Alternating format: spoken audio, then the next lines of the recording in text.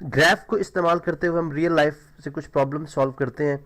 जैसे अगर आप यहाँ पे देख सकते हैं जी, क्वेश्चन इस तरह से है कि एक इक्वेशन गिवन है y इक्वल्स एक्स प्लस 16, जो कि एक रिलेशनशिप शो कर रही है फादर और सन की एज के अंदर। यानी y इक्वल्स, यहाँ पे मैं लिखूँ जो इक्वेशन है हमारे पास, यहाँ पे हम लिखते हैं जी equation y equals X plus 16, ये एक रिलेशन शो कर रही है जो फादर और सन की एज में।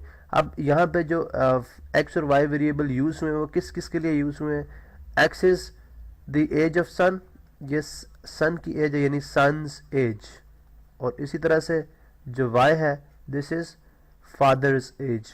अब यहाँ पे देखें कि यहाँ से हमें बात समझ आ रही है कि जो फादर्स की एज है वो सन से 16 जो है वो ज़्यादा है, ठीक है।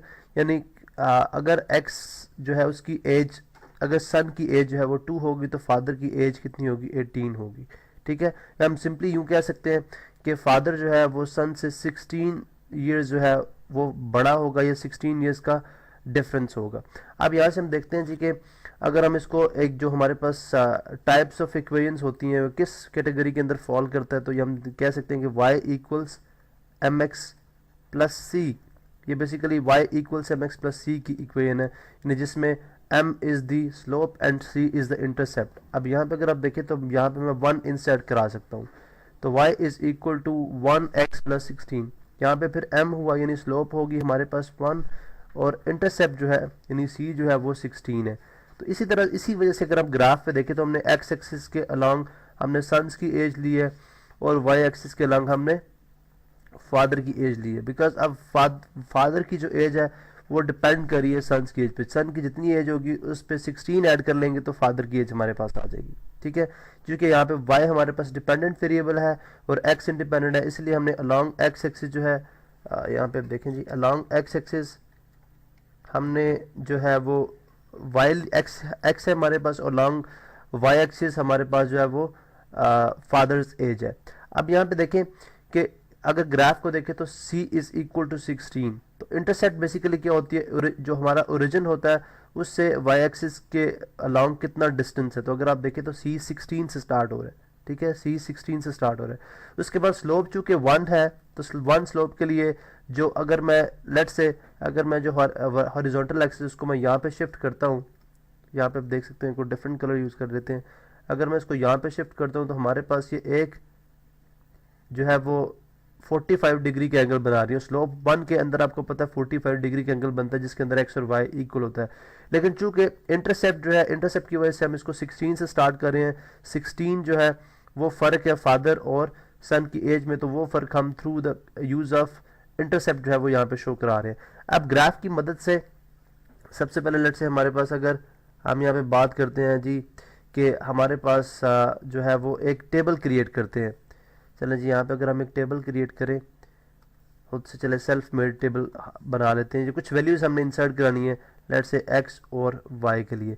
हमें पता है कि अगर x 0 है तो y कितना होगा, x 0 पुट करेंगे तो y कितना आ जाएगा, 0 प्लस 16 16। इसी तरह अब x अगर हम 4 पुट कर दें, 4 इंसर्ट कर दें, यानी जब बेटा 4 साल का होगा तो फादर की एज क्या हो जाएगी, 20 ईयर्स, ठीक है। बिकॉज ऑफ 4 प्लस 16 करेंगे तो 20 आ जाएगी।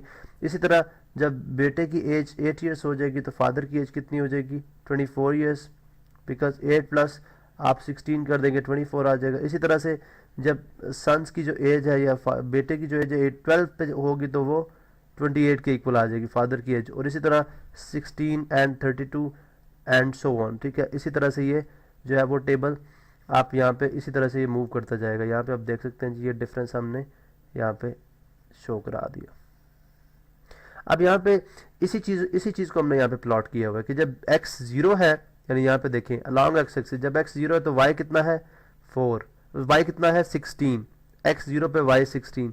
जैसे x 4 हुआ तो y 20 पे चला गया, ठीक है। जैसे x 8 हुआ तो y जो है, चले यहाँ पे मैं, जैसे x 8 हुआ तो y जो है वो 24 पे चला गया। जैसे x 12 हुआ y जो है वो 28 पे चला गया। जैसे x 16 हुआ y जो है वो 32 पे चला गया। इसी तरह जैसे x 20 हो जाएगा, ठीक है, और y आप देख सकते हैं कि y जो है वहाँ पे कितना हो जाएगा 34 6। तो इस तरह से जैसे जैसे यहाँ पे वैल्यू बढ़ती जाएगी, अब यह इनके दरमियान एक यूनिफॉर्म जो है वो रिलेशनशिप है, लेकिन जो डिफरेंस था जो कि इंटरसेप्ट की फॉर्म में हम मैथ्स की टर्म में बात करते हैं वो 6 ही है। तो आपने देखा कि किस तरह से आप जो है रोज़मर्रा की जो प्रॉब्लम्स हैं उनको with the help of graph जो है उनको प्लॉट भी कर सकते हो, और उसके बाद आप उनको इंटरप्रेट करके मुख्तलिफ जो है वैल्यूज़ को फाइंड आउट कर सकते हो। अब यहाँ पे देखें, फादर के अगेंस्ट हम सन की एज किसी भी पॉइंट पे फाइंड आउट कर सकते हैं, इसी तरह सन्स की एज के अगेंस्ट हम फादर की एज किसी भी पॉइंट पे फाइंड आउट कर सकते हैं विदाउट गोइंग इनटू वो जो कॉम्प्लेक्स किस्म की कैलकुलेशंस होती हैं।